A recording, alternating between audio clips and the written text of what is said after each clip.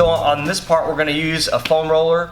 You can find these in any store on Amazon to help loosen up some of the tissue. It's more for like a fascial release, just to help loosen up some of the tissue, break some tight areas up. So I like to work all the way around the leg. You can start wherever you like. I like to do a minute or two on each side. So first I'll do the quad and the hip flexor. So I'll start on my elbows and kind of work my way up. If I find a tender spot, I'll hold it. And also, if you notice, I can turn my hip out or in to get more of the inner or outer fibers of the quad. You know, I'll go up and down, hold. Then we can transition to the adductor, like the groin muscles. So I'll just go like here, this, or like a kind of like a figure four almost position. Roll in and out, about a minute or two. Then I like to transition to the abductors, the IT band. So there's a couple ways to do this one. An easy way to start is bring this leg over here just to alleviate a little pressure off. You're gonna kind of roll up and down. Again, you can roll more on the front of the leg, more of the back of the leg by turning your leg in and out. Just find what feels good to you.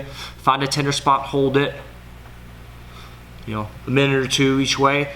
And then the last part is the hamstring.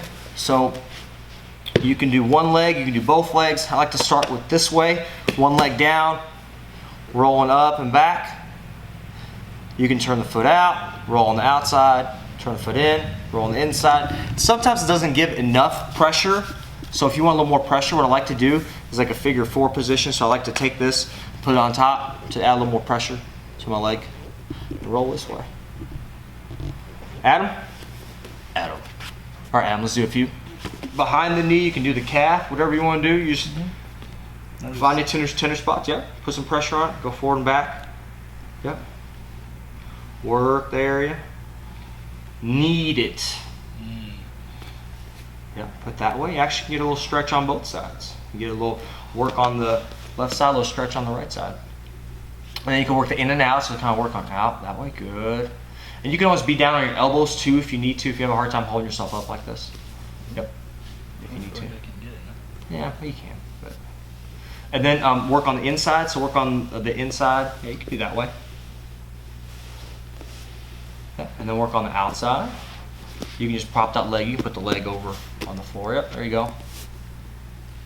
Yep, different areas, and then you can do the front of the leg. So do the quad and the hip flexor. It's important to get the hip flexor as well, because as jiu-jitsu players, we get in these, positions where we get really crunched in. So the hip flexors get tight, hamstrings get tight. So it's really good to stretch all that tissue out. This is a good before or after exercise to do. I enjoy foam roll. I think, I foam roll the low back and the hips and the legs and, the mid back. I think it helps loosen up the tissue. It gets my body kind of warmed up before I go and train.